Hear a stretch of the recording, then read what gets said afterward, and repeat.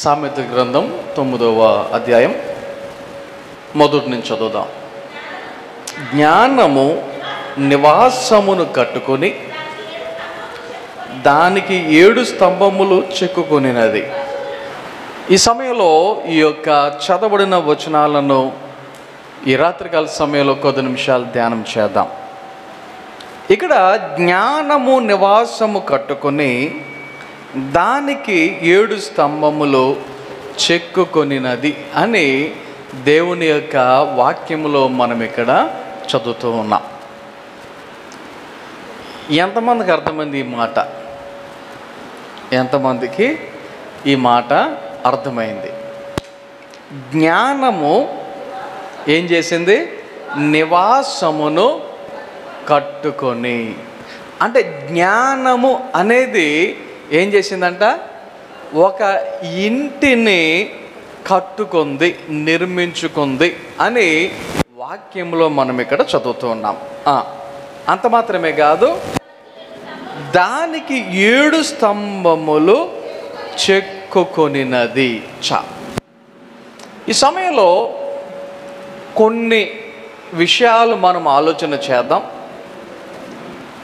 ఈరోజు మీరు వినేటువంటి మాటలు ఒకవేళ కొద్దిగా అశ్రద్ధ చూపితే అర్థం కాదు. కారణం ఏంటంటే టాపికే జ్ఞానం గురించి. ఈ యొక్క మాటలు వింటున్నప్పుడు ఏమాత్రం మనం తల ఇడిదిప్పినా మన మైండ్ ఎక్కడికో వెళ్ళినా ఇంకా ఏం వింటున్నామో కూడా అర్థం కాదు. సో కొన్ని లోతైనటువంటి విషయాలు, కొన్ని మనం ఊహించినటువంటి విషయాలు ఈ యొక్క రాత్రికాల సమయంలో ఒకవేళ మనము వినొచ్చేమో. జాగ్రత్తగా దేవుని యొక్క వాక్యాన్ని వినటానికి గమనిద్దాం. మన యొక్క సమయాన్ని కేటాయిద్దాం. వాక్యాన్ని కొద్ది నిమిషాలు ఆలోచన చేద్దాం. జ్ఞానము ఏం చేసింది? నివాసమును కట్టుకుంది. రైట్. జనరల్గా ఇల్లు ఎవరు కడతారు? మనుషులు. జనరల్గా మనుషులు కట్టేటువంటి పరిస్థితి. కానీ ప్రస్తుత టెక్నాలజీని కనుక మీరు చూస్తే, రష్యన్ టెక్నాలజీ అంటారు, ఒక మిషను ఇల్లును కట్టేస్తుంది. మనం ఒక డిజైన్ చేసి ఇస్తే మనం ఇచ్చినటువంటి డిజైన్ ప్రకారంగా మిషన్ ఏం చేస్తుందంటే ఇంటిని కట్టేస్తుంది. జనరల్గా ఒక ఇల్లు కట్టాలి అంటే ఎంత టైం పడుద్ది? ఎలా లేదన్నా ఒక 3 తక్కువ చాలా స్పీడ్గా కట్టేశారు అంటే ఒక 3 నెలలు సమయం అనేది ఒకవేళ పట్టొచ్చు అన్నీ కలిపి. అయితే ఈ మిషన్ అనేది ఏం చేస్తుందో తెలుసా? 3 రోజుల్లో కట్టేస్తుంది. మిషన్ అనేది 3 రోజుల్లో కట్టేస్తుంది. మనం కట్టే ఇల్లు స్లాబ్ వేసిన తర్వాత ఆ సెంటరింగ్ ఓడ తీయాలి అంటే ఎన్ని రోజులు ఆగాలి? ఎలా లేదన్నా ఒక 3 వారాలు ఎంతో ఉండవలసినటువంటి పరిస్థితి.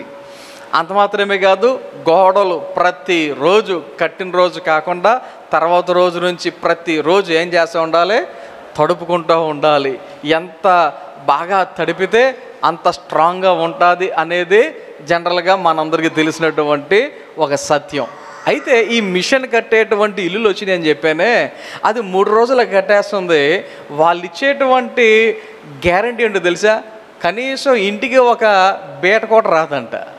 వాళ్ళు తక్కువలో తక్కువ అంటే మనం మనుషులు కట్టేటువంటి ఇంటికి ఎంత గ్యారంటీ ఇస్తున్నారో తెలుసా? 15 సంవత్సరాలు. కానీ మిషన్ కట్టే ఇంటికి 100 సంవత్సరాలు గ్యారంటీ ఇచ్చేస్తున్నారు. 3 రోజులు కట్టేస్తున్నారు, 100 సంవత్సరాలు గ్యారంటీ ఇచ్చేస్తున్నారు. అలాంటి టెక్నాలజీ వచ్చేసింది ఈ రోజుల్లో.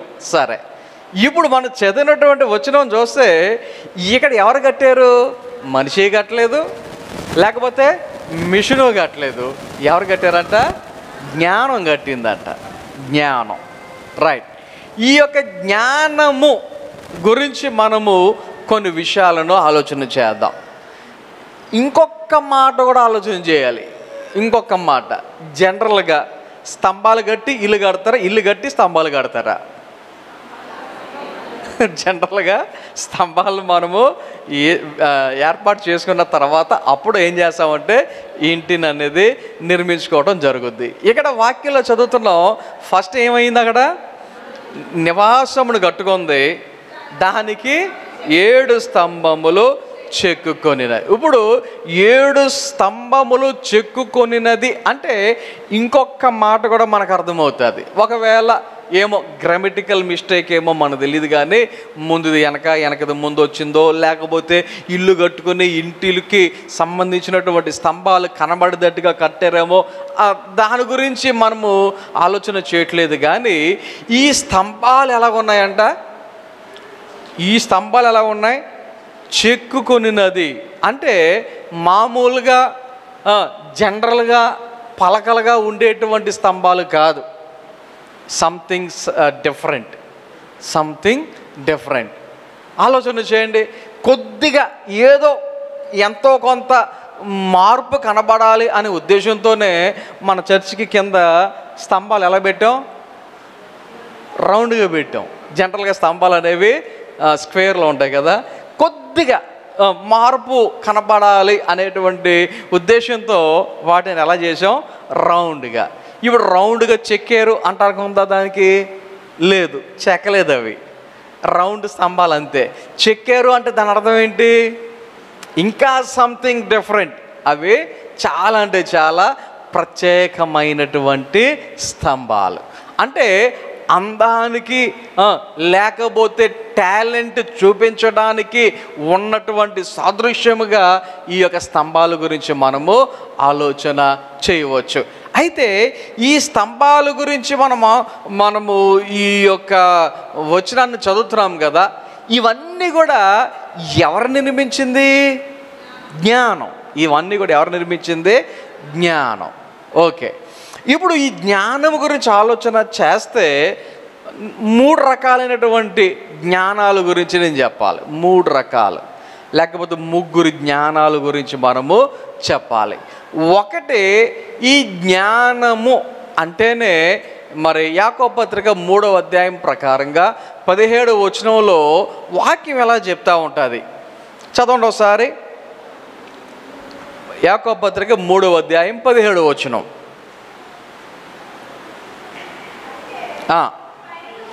పైనుండి వచ్చు జ్ఞానము మొట్టమొదట పవిత్రమైనది, తరువాత సమాధానకరమైనది, మృదువైనది, సులభముగా లోబడినది, కనికరముతోనూ మంచి ఫలములతోనూ నిండుకొనినది, పక్షపాతమైనను వేషధారణ అయినను లేనిదై ఉన్నది.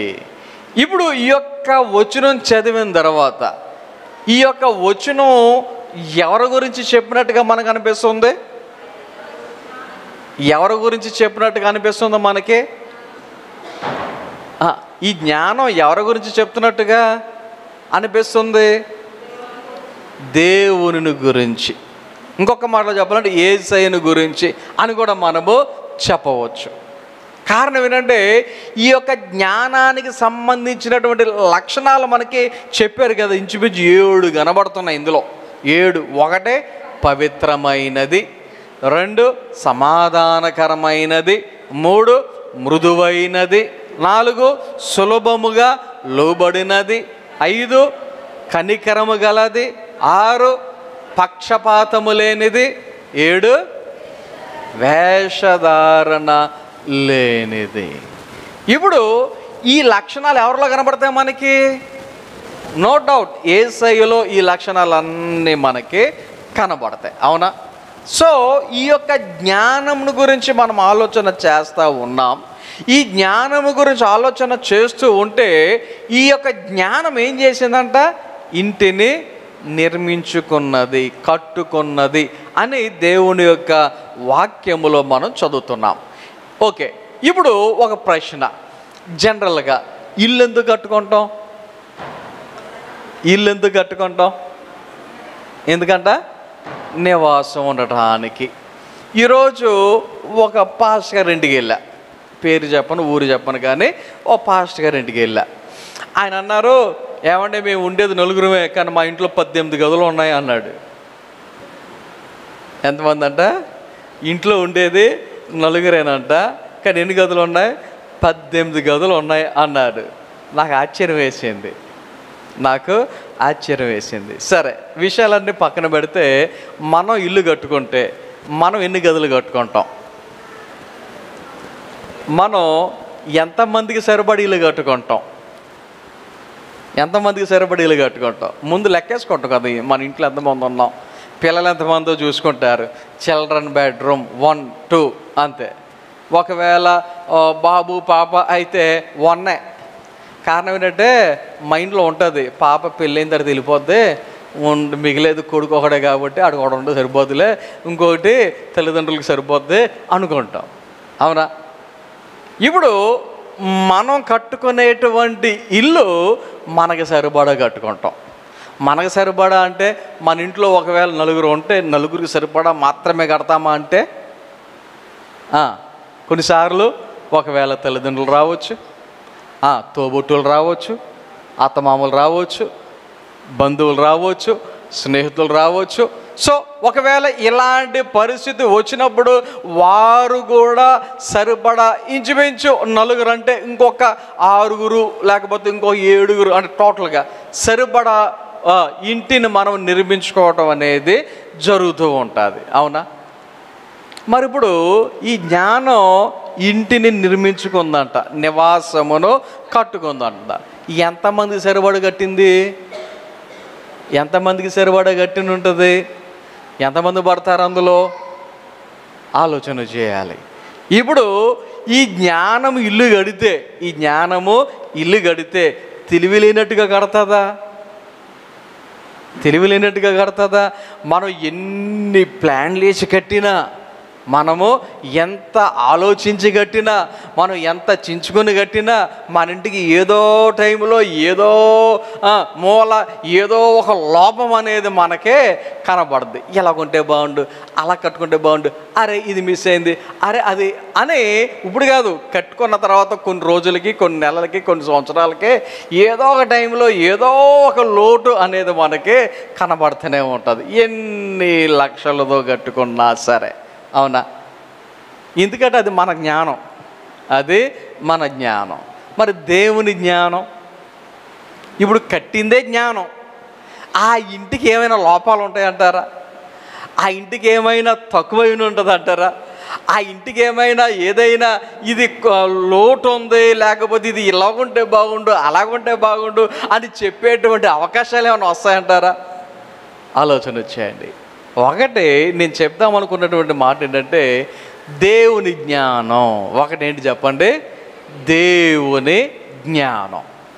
2 ఇంకొకరి జ్ఞానం ఉంది. ఎవరి జ్ఞానం? దెయ్యం యొక్క జ్ఞానం. ఎవరిదది? దెయ్యానికి కూడా ఏముంది? కొంతమంది అనుకుంటారు దెయ్యాలకి జ్ఞానం ఉండదు అనుకుంటారు. అబ్బే, మనమే చాలా బెటర్ వాళ్ళు, మన మీద చాలా తెలివైన వాళ్ళు. ఎవరో దెయ్యాల గురించే చెప్తున్నాను నేను. దెయ్యాలకు కూడా ఏముంది? జ్ఞానం అనేది ఉంది. అదే పత్రికలో, అదే అధ్యాయంలో మీరు చదివితే అక్కడ చూడండి, ఒకసారి 15వ వచనం నుంచి చదువుదాం. ఈ జ్ఞానము పైనుండి దిగి వచ్చినది కాక. చూడండి ఒకసారి, పైనుండి దిగి వచ్చింది కాదు. ఎందుకంటే పైనుండి దిగి వచ్చినటువంటి జ్ఞానం ఎలాంటిదో ఇందాక మనం చదివాం 17వ వచనములో.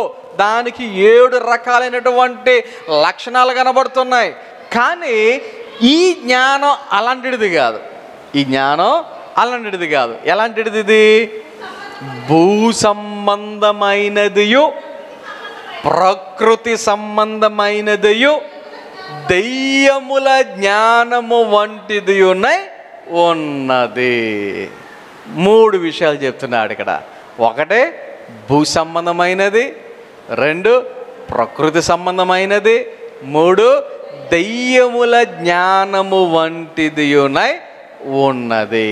సో 1 దేవుని యొక్క జ్ఞానం అయితే, 2వది అపవాదిగాడి యొక్క జ్ఞానం, సాతాను యొక్క జ్ఞానం.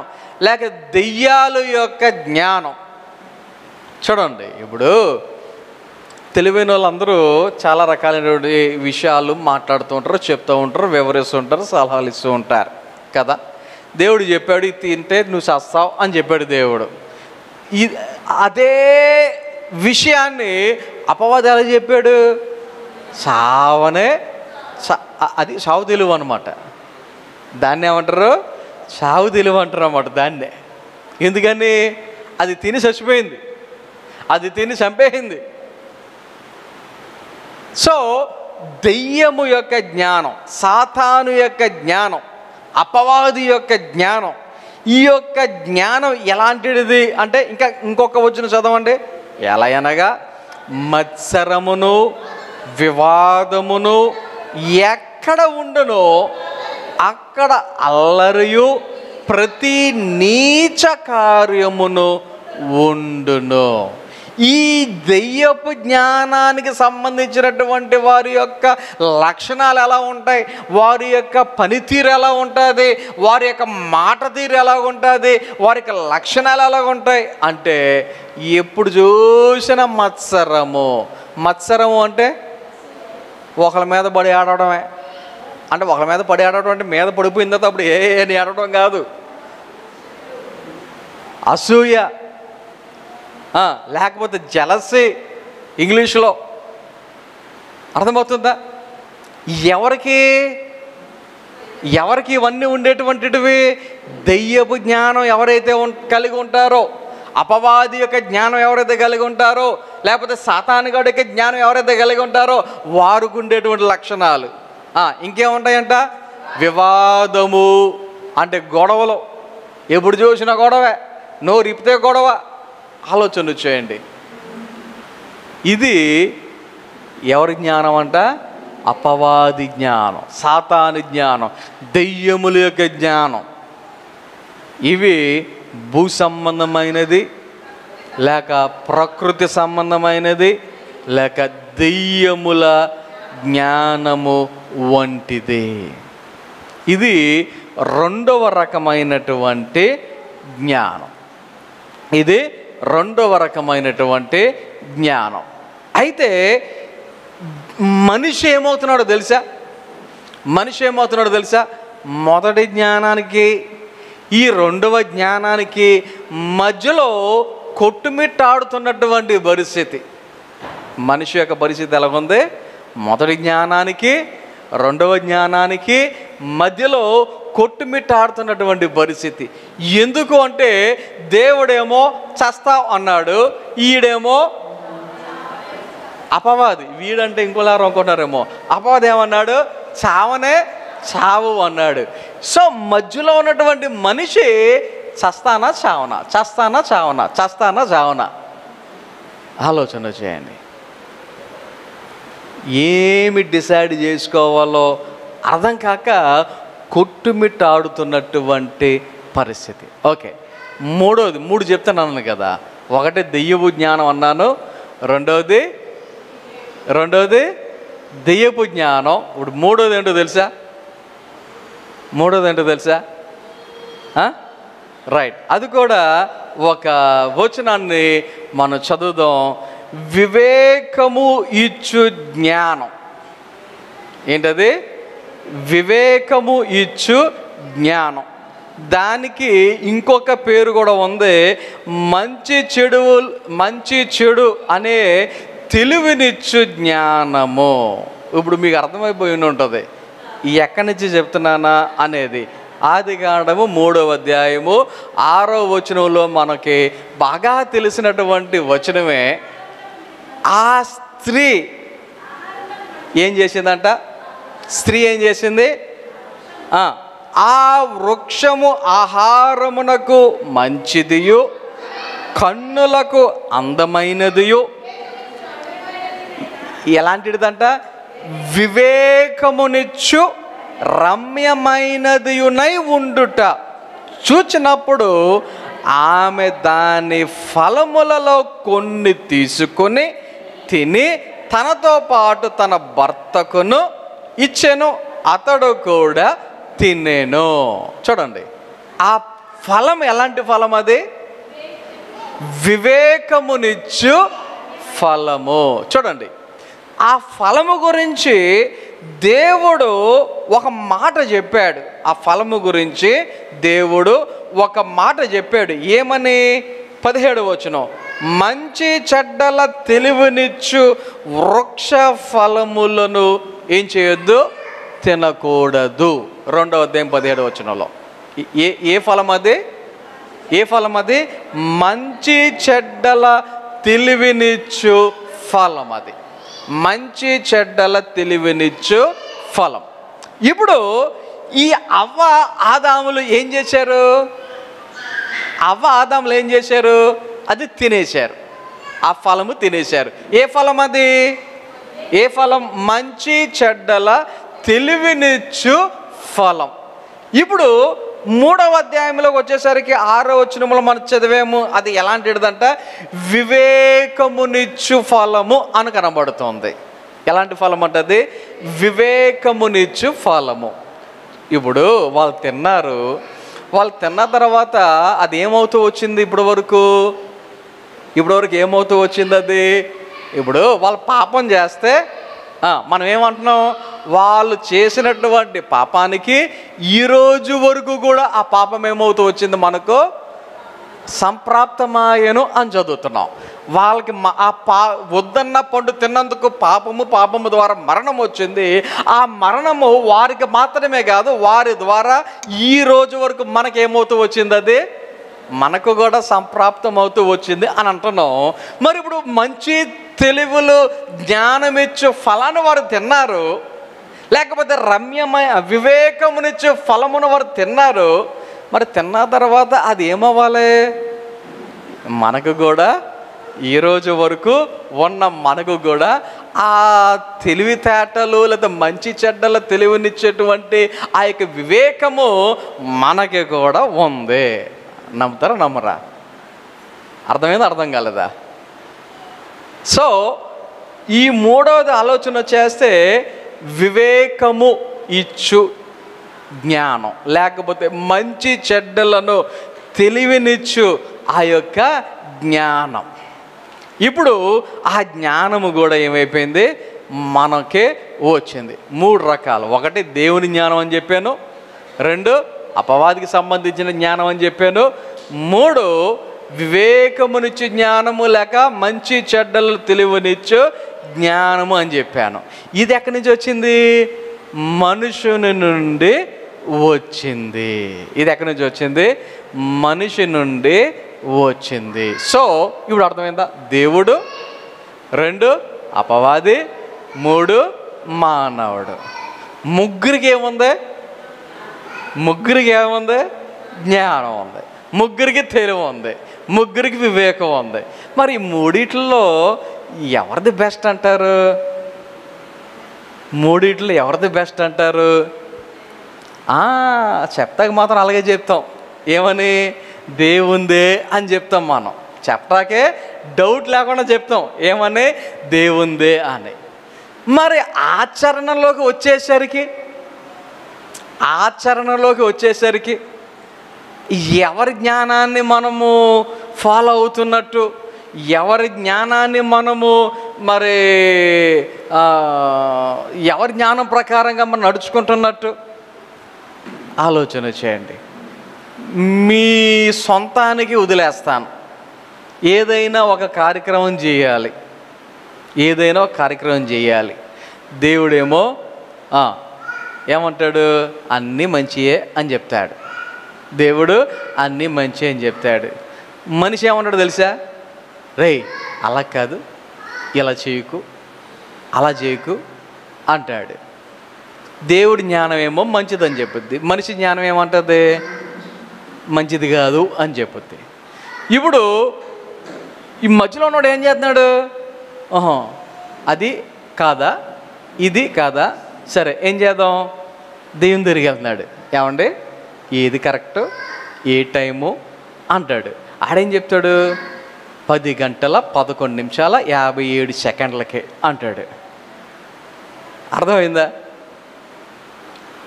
ఇప్పుడు చెప్తాకేమో దేవుడి జ్ఞానమే బెస్ట్ అని చెప్తాం, ఫాలో అయ్యేసరికి ఎక్కడికి వెళ్ళిపోతుందంట.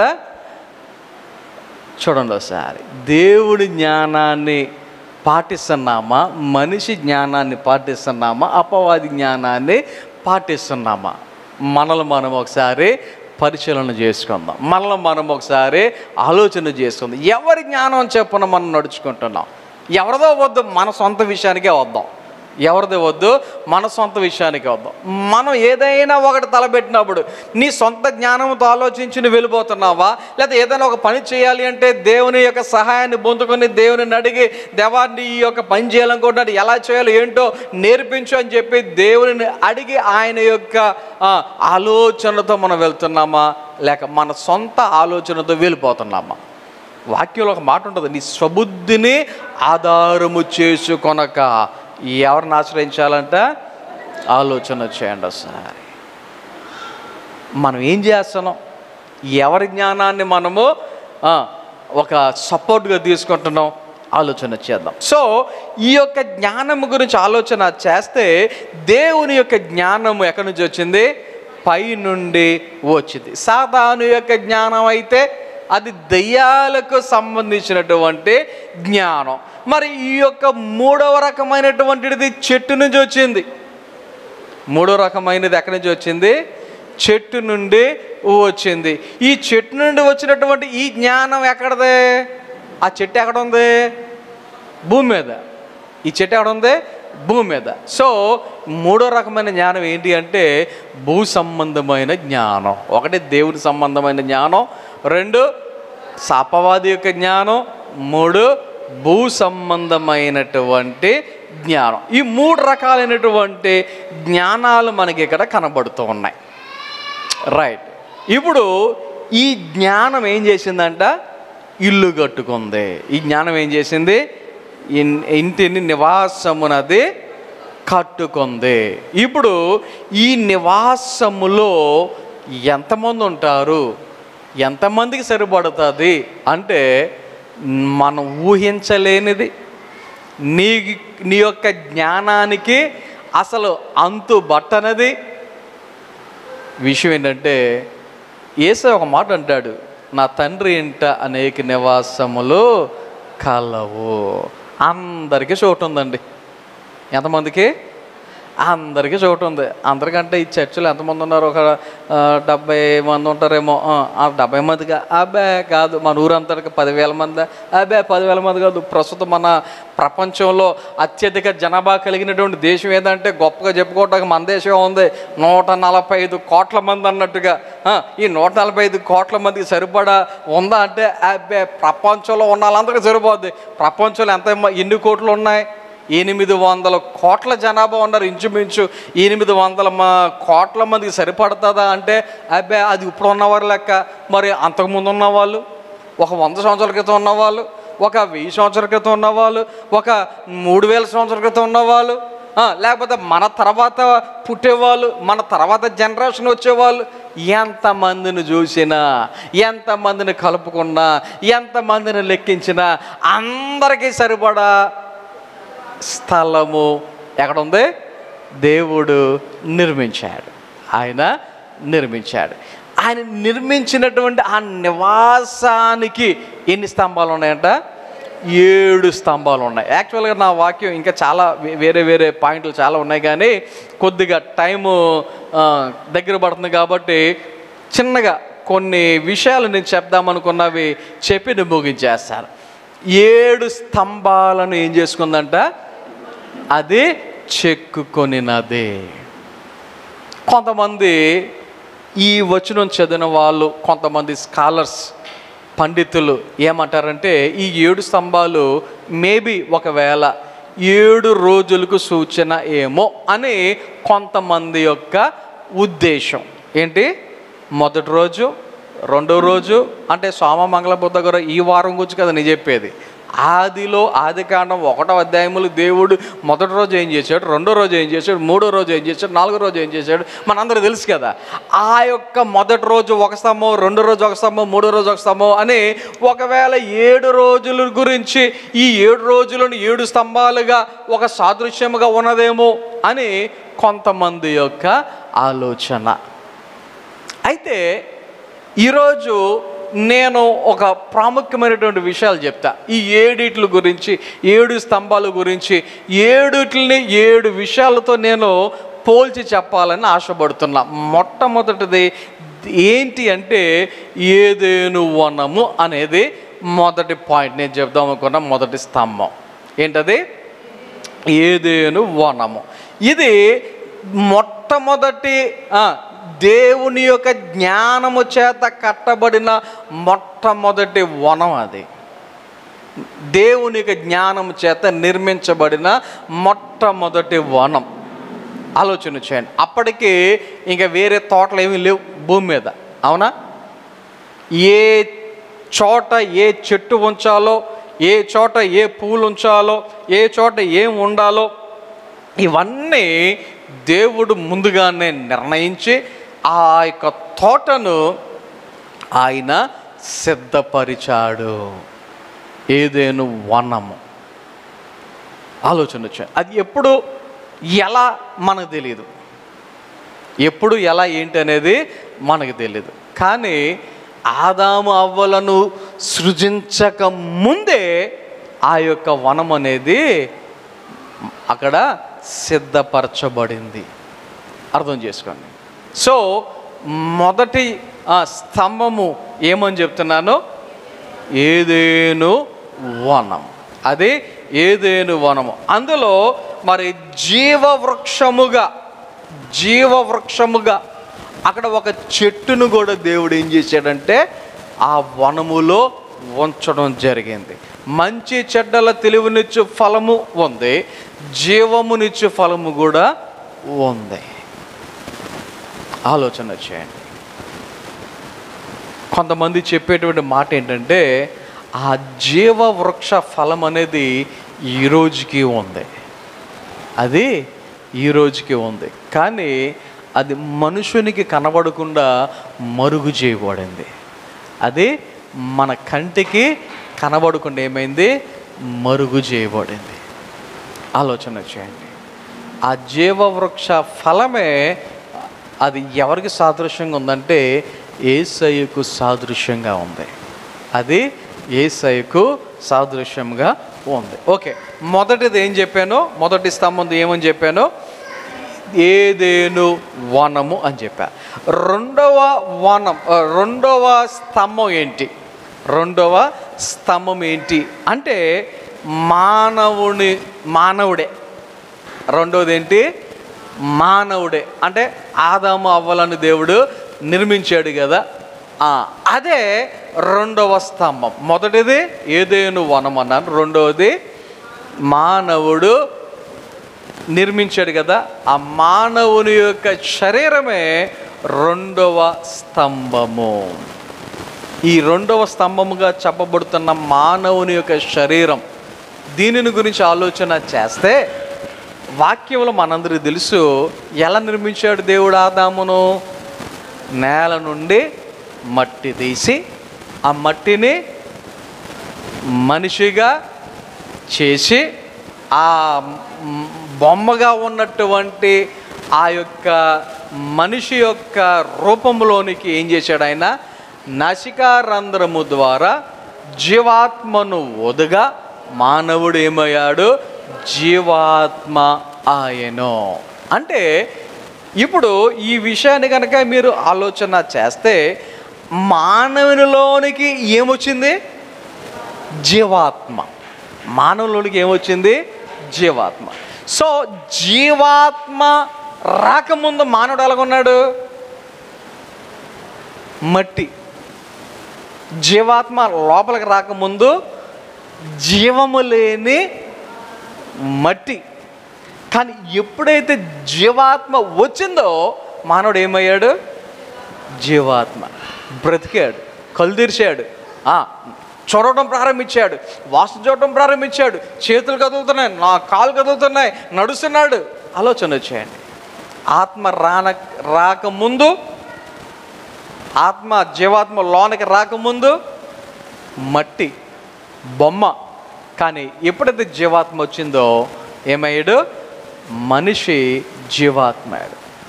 అర్థం చేసుకోండి. ఇప్పుడు నేను చెప్పే పాయింట్ ఏంటంటే, మానవుని యొక్క శరీరం అనేటువంటి ఈ స్తంభములోనికి దేవుడు ఉండటానికి ఎలా వచ్చాడంటే, మానవులలోనికి ఆత్మరూపంగా లోపలికి వచ్చాడు. దేవుడు ఎలాగ వచ్చాడు? మనిషిలోనికి ఆత్మరూపంగా ఆయన మనలోనికి వచ్చాడు. ఎందుకు వచ్చాడు?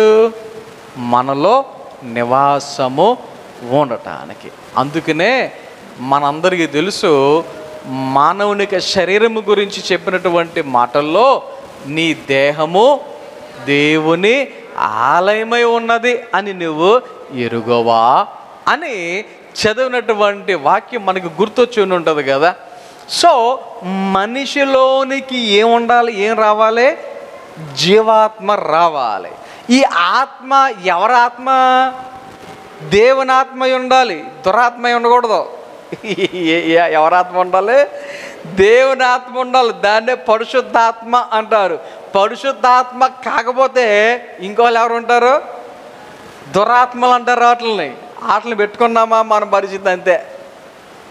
సో మనలో ఏముండాలి?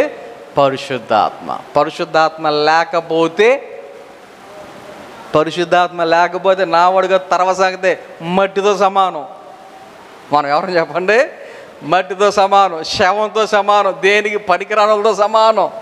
అవునా కదా? ఆదాము దేవుడే చేసిన ఆ మట్టిని పిసికి ఆ మనిషిలాగా దేవుడే చేసిన ఆ ఆత్మ లేనంతసేపు అది మట్టే. ఆత్మ లేనంతసేపు కదలిక లేదు, ఆత్మ లేనంతసేపు అందులో జీవం లేదు. అవునా? మరి మనలో దేవుని ఆత్మ లేకపోతే మన కూడా ఏముండదు చెప్పండి? జీవం లేనట్టే, ఆత్మ సంబంధమైన జీవము లేనట్టే. అర్థమైందా మీకు? సో రెండవ స్తంభం గురించి ఆలోచన చేస్తే, ఏదెను వనము యొక్క నిర్మాణము తర్వాత దేవుడు నేల నుండి మంటిని తీసుకొని ఆ యొక్క మంటితో నరుని నిర్మించి ఆ యొక్క మంటితో నిర్మించినటువంటి మానవుని యొక్క నాసికా రంధ్రమును బట్టి ఆయన ఏం చేశాడు? జీవాత్మను ఊదగా ఇప్పుడు మనకు జీవాత్మ ద్వారా మనము ఇప్పుడు ఏమయ్యాము? మనిషిగా ఉన్నాం. సో ఈ రెండవ స్తంభం గురించి మాట్లాడుతున్న మానవుని యొక్క శరీరము. మూడవదిగా ఆలోచన చేస్తే నోవాహు యొక్క వాడ. మూడవదిగా నోవాహు యొక్క వాడ. దానికి ఇంకొక పేరు ఏంటంటే రక్షణ వాడ అంటారు. దానికి ఇంకొక పేరు రక్షణ వాడ. ఈ రక్షణ వాడ, నోవాహు వాడ, దానికి రక్షణ వాడ ఎందుకు పేరు వచ్చిందంటే అందులో ఉన్న వారినందరినీ రక్షించింది కాబట్టి. అందులో ఉన్నటువంటి వారినందరినీ రక్షించింది కాబట్టి. అందులో ఎవరున్నారు? నీతిమంతుని కుటుంబం. ఎవరున్నారు చెప్పండి? నీతిమంతుని కుటుంబం. అంతే తప్ప ఇంకోళ్ళు ఎవరైనా ఉన్నారా? పోనీలే మనోడే, మన పక్కింటోడే, లేకపోతే మా పెద్దనానే, మా చిన్నానే, మా మేనమామే అన్నట్టుగా పోనీలే అన్నట్టుగా ఇంకొక కొంతమందిని ఎక్కించుకున్నారంటే లేదు. ఎవరన్నారు అందులో? ఓన్లీ నీతిమంతుని కుటుంబము మాత్రమే రక్షించబడింది. ఇది దేవుని యొక్క జ్ఞానము ఆధారముగా నిర్మించబడింది. ఆయనే కొలతలు చెప్పాడు. ఎంత వెడల్పు ఉండాలి, ఎంత పొడవు ఉండాలి, ఎంత ఎత్తు ఉండాలి, ఎన్ని కిటికీలు ఉండాలి, ఎన్ని తలుపులు ఉండాలి, ఇవన్నీ కూడా ఇన్స్ట్రక్షన్స్ ఎవరిచ్చారు? దేవుడే స్వయముగా ఇచ్చాడు. దేవుని యొక్క జ్ఞానము చేత ఏదైనా తోట కూడా దేవుని జ్ఞానం చేత నిర్మించబడింది. తర్వాత మానవుడు కూడా దేవుని చేత నిర్మించబడ్డాడు, అంటే ఆయన జ్ఞానము చేత. మూడవది వాడు కూడా దేవునికి జ్ఞానము చేత నిర్మించబడినది. నాలుగవదిగా ఇంకొక స్తంభము గురించి ఆలోచన చేద్దాం. అది ఏంటి అంటే ప్రత్యక్ష గుడారము. నాలుగవది ఏంటి? ప్రత్యక్ష గుడారము. ప్రత్యక్ష గుడారము అంటే ప్రత్యక్ష గుడారం అంటే ఇశ్రాయేలీయులు దేవునిని ఆరాధించడానికి, ఇశ్రాయేలీయులు దేవునిని స్తుతించడానికి, ఇశ్రాయేలీయులు దేవునికి బలులు అర్పించడానికి ఆ కాలములో ఏర్పాటు చేసుకున్నటువంటి స్థలము, ప్రాంతము, కట్టడమే ప్రత్యక్ష గుడారము. అది ప్రత్యక్ష గుడారము. ఈ ప్రత్యక్ష గుడారము కూడా దేవుని చేత, ఆయన జ్ఞానము చేత నిర్మించబడినది. ఆ ప్రత్యక్ష గుడారములో ఎన్ని భాగాలు ఉండేవి? 3 భాగాలు. వెలుపటి భాగం అనేవారు, పరిశుద్ధ స్థలం అనేవారు, అతి పరిశుద్ధ స్థలము అనేవారు. ఆలోచన చేయండి, అతి పరిశుద్ధ స్థలములో దేవుడు నివాసముగా ఉండేటువంటి వాడు. ఆయన నివాస స్థలముగా ఉండటానికి ప్రత్యక్ష గుడారమును ఆయన ఇశ్రాయేలీయుల కొరకు ఆయన ఏం చేశాడు? ఏర్పాటు చేయటం అనేది జరిగింది. ఇది 4వ స్తంభం. 5వదిగా ఆలోచన చేస్తే సొలొమోను నిర్మించినటువంటి యెరూషలేము దేవాలయం. 5వది ఏంటి? సొలొమోను రాజు కాలంలో నిర్మించబడిన దేవాలయం, యెరూషలేములో నిర్మించబడిన దేవాలయం. ఈ దేవాలయము ఎందుకు నిర్మించాడో తెలుసా? సొలొమోను ఈ దేవాలయం ఎందుకు నిర్మించాడో తెలుసా? ప్రత్యక్ష గుడారం అయిపోయిన తర్వాత దేవుడు మరి ఎక్కడ ఉండేటువంటి వాడో తెలుసా? మందసం. ఈ మందసాన్ని మరి మోసుకుని వస్తూ ఉన్నప్పుడు ఆ మందసం పడిపోయేటట్టుగా ఉందని చెప్పేసి అలా ఆపడానికి ప్రయత్నం చేసి ఏమయ్యారు? చనిపోయినటువంటి పరిస్థితి. బాబాయ్ ఇంత భయంకరమా, వద్దు అని చెప్పేసి అలా ఒక ఇంట్లో పెట్టేశారు. ఎవరింట్లో?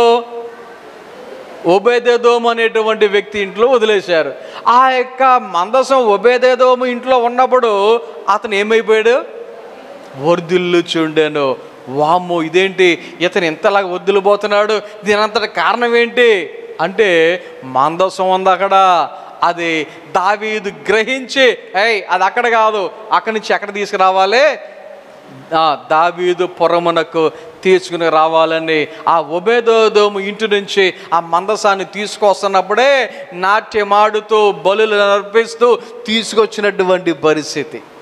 సో ఆ మందసం ఎక్కడ పెట్టాలని సొలొమోను ఏం చేశాడంటే పెద్ద దేవాలయాన్ని నిర్మించాడు. ఎందుకు? ఈ మందసము ఆ దేవాలయంలో ఉండాలి అని. ఎందుకు? ఈ మందసం ఆ దేవాలయములో ఉండాలి అని. ఆలోచన చేయండి. ఈ యొక్క 5వదిగా చెప్పబడుతున్నటువంటి ఈ కట్టడం, ఈ యొక్క స్తంభము గురించి ఆలోచన చేస్తే దేవుడు మందసం అనేటువంటి ఇంటిలో ఆయన మరి ఉంటూ ఇశ్రాయేలీల మధ్యలో ఆయన తిరుగుచూ ఉన్నాడు. కానీ ఇది ఒక పర్మనెంట్గా ఒక ప్లేస్లో ఉండాలి అనే ఉద్దేశముతో సొలొమోను ఏం చేశాడంటే ఒక ఇంటిని నిర్మించాడు. ఆ ఇంటినే యెరూషలేము దేవాలయము అంటారు. అందులోనే ఈ యొక్క మందసము అనేది ఉంచడం జరిగింది అని మనందరికీ తెలుసు. ఇది 5వ రకమైనటువంటి స్తంభం. 6వదిగా ఆలోచన చేస్తే క్రొత్త నిబంధన సంఘము అనేటువంటి స్తంభం. 6వదిగా ఏంటి? క్రొత్త నిబంధన అనేటువంటి సంఘం. ఈ క్రొత్త నిబంధన అనేది ఎప్పటి నుంచి ప్రారంభమైందంటే యేసుక్రీస్తు పుట్టుక నుంచి ప్రారంభమైంది. ఇది ఎప్పుడు ప్రారంభమైంది? యేసయ్య పుట్టుకతో ప్రారంభమైంది.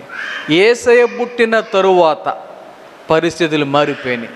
యేసయ్య పుట్టిన తరువాత స్థితిగతులు మారిపోయినాయి. యేసయ్య పుట్టిన తరువాత ఆ ప్రధాన యాజకులు, లేకపోతే యాజకులు, శాస్త్రులు, ఈ పరిసయ్యులు, వీళ్ళందరూ కూడా ఏం చేయాలో అర్థం కానటువంటి పరిస్థితికి వచ్చేసింది. ఎందుకంటే ఈయన బోధ కొత్తగా ఉంది, ఈయన మాటలు కొత్తగా ఉన్నాయి, ఈయన పనులు కొత్తగా ఉన్నాయి, ఈయన మరి ఆజ్ఞలు కొత్తగా ఉన్నాయి. ఏంటి మొత్తం మారిపోయినటువంటి పరిస్థితి. ఆలోచన చేయండి.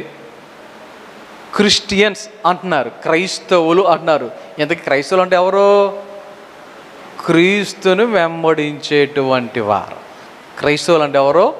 క్రీస్తును వెంబడించేటువంటి వారు. సో క్రొత్త నిబంధన సంఘం అనేటువంటి ఒక స్తంభము.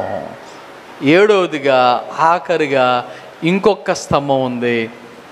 అదే స్తంభము అంటే ప్రకటన గ్రంథం 21, 22 అధ్యాయాలలో మనకు కనబడుతుంది. క్రొత్త ఆకాశము క్రొత్త భూమి అనేటువంటి స్తంభం. ఏంటది? క్రొత్త ఆకాశము క్రొత్త భూమి అని చెప్పబడేటువంటి స్తంభం. ఎందుకని క్రొత్త ఆకాశము కొత్త భూమి అన్నారు?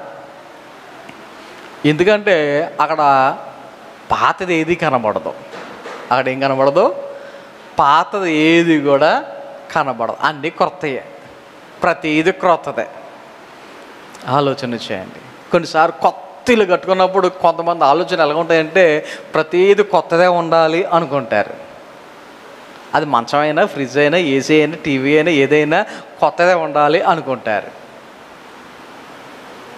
కానీ పరిస్థితులు అనుకూలించగా కొన్నిసార్లు కాంప్రమైజ్ అయిపోయి మనమే కాంప్రమైజ్ అయిపోయి ఆ పాత మంచాన్నే పెట్టుకుంటాం, ఆ పాత ఫ్రిడ్జ్నే తెచ్చుకుంటాం, ఆ పాత ఏసీనే పెట్టుకుంటాం. అవునా? మన ఇంటికి దగ్గర అలాంటి పరిస్థితులు ఉండొచ్చేమో.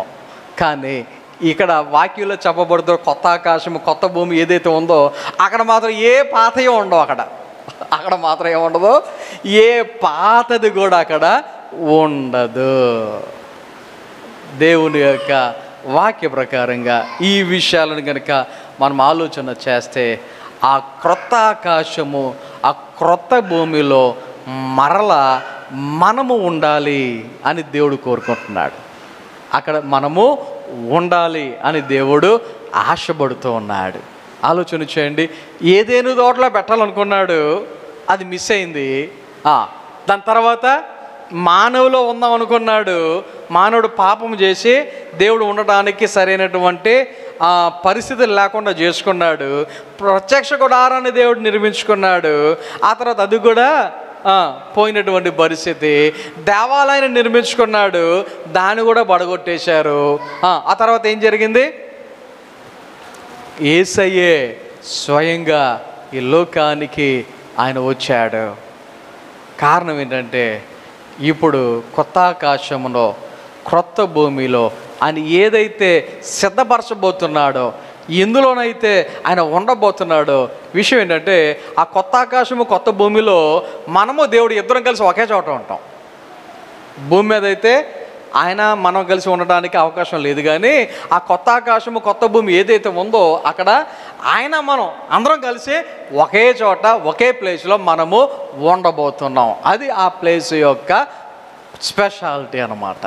కాబట్టి ఈ యొక్క జ్ఞానము ఏం చేస్తుంది? నివాసమును కట్టుకుంది. ఎంతమందికి కట్టింది, ఎంతమంది ఉండడానికి సరిపడుతుంది మనకు తెలియదు. కానీ సరిపడా ప్లేస్ అయితే అందరికీ ఉంది. ఆ యొక్క నివాసానికి ఎన్ని స్తంభాలు ఉన్నాయి? 7 స్తంభాలు ఉన్నాయి. ఆలోచన. ఈ 7 స్తంభాలు 7 విషయాలు చెప్పా. 1 ఏదైనా తోట అని చెప్పా, 2 మానవుని యొక్క శరీరం అని చెప్పా, 3 రక్షణ ఓడ అని చెప్పా, 4 ప్రత్యక్ష గుడారం అని చెప్పా, 5 సొలొమోను నిర్మించిన యెరూషలేము దేవాలయం అని చెప్పా, 6 క్రీస్తు క్రొత్త నిబంధన సంఘం అని చెప్పా, 7వ స్తంభం ఏంటది? క్రొత్త ఆకాశము క్రొత్త భూమి అనేటువంటి స్తంభం.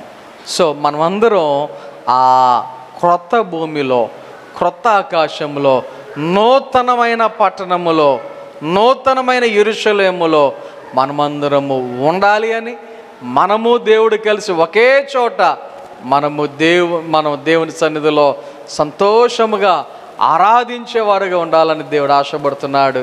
అటువంటి ప్రదేశానికి వెళ్ళటానికి మనమందరం సిద్ధపడదాం. కొద్ది మాటలు దేవుడు మన వెనుకడిలో ఫలింపచేసి నడిపించును గాక. ఆమేన్. ప్రార్థన చేసుకుందాం. అందరూ తలలు వంచండి, కళ్ళు మూసుకోనండి. ప్రార్థన. దేవా మీకు వందనాలు, స్తోత్రాలు తండ్రి.